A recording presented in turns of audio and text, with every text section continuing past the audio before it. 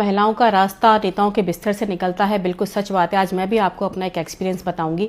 मधु किश्वर जी अभी जो आरोप लगा रही हैं, जिन्होंने मोदी नामा लिखा है, बहुत उनके साहस को प्रणाम। सच्चाई तो खैर अभी सामने आएगी, लेकिन उनके साहस को मैं प्रणाम करती हूँ। 2009-10 में मेरा स्कूल और कॉलेज चलाया करती थी, तो वहाँ कभी कोई प्रोग्राम होता था लेक्चर देने के लिए, मुझे एज ए वक्ता बुलाया जाता था।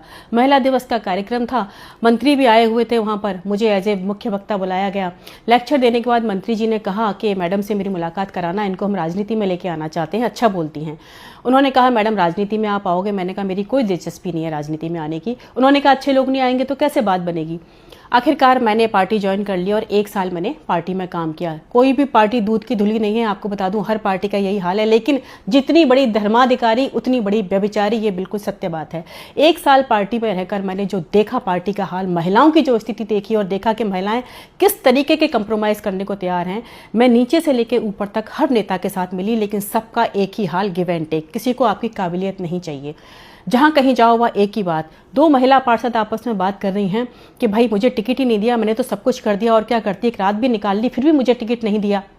हमने कहा इस बल पे राजनीति में आओगी? तो उन्होंने मुझे कहा तो क्या तुम सोचती हो काबिलियत के दम पे या महिलाओं को भेजा जाता है? नहीं भाई, महिलाओं की काबिलियत किसी को नहीं चाहिए होती है, वो तो उसके लिए तो पुरुष ही बहुत हैं। और मैंने भी देखा कि सच में मेरी काबिलियत वहाँ किसी को नहीं चाहिए थी, सबको एक ही चीज़ चाहिए थी। मेरा कॉलेज तक का देखिए काम था। गवर्नर थे कल्याण सिंह, और मैं उनसे मिली तो उन्होंने मुझे सीधा गिव एंड टेक वाला मामला बता दिया कि ये दो और अपना काम लो। मैंने कहा ये तो नहीं करूँगी। उसके बाद उन्होंने मेरे कॉलेज में 10 कमियां निकाल दी। मुझे पता था अब ये नहीं चलने देंगे। आखिरकार मैंने कॉलेज बंद कर दिया। तो राजनीति में ये बिल्कुल सत्य बात है, 2% महिलाएं हैं जो राजनीति में बिना इस कंप्रोमाइज़ के जाती हैं। और वो 2% कौन है? जो कि बहुत बड़े पॉलिटिकल बैकग्राउंड से आई हैं या जिनके पास जनता का बहुत बड़ा समर्थन है। अदरवाइज मैंने देख लिया हर महिला जो है कोई ना कोई कंप्रोमाइज करके वहां तक पहुंची हुई है। ऐसे कंप्रोमाइज आप क्यों करते हो? मैं तो आपसे 4 चीजें कहूंगी। तू रजिया बन, तू दुर्गा बन, तू कभी न बिन कपड़ों वाली बन।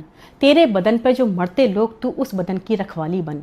तू हर घर की इज्जत, तू हर घर की आन है, तू नहीं अय्याश मर्दों की शान है। तू पैसे पर मत नाच, तू पैसा बरसाने वाली देवी बन।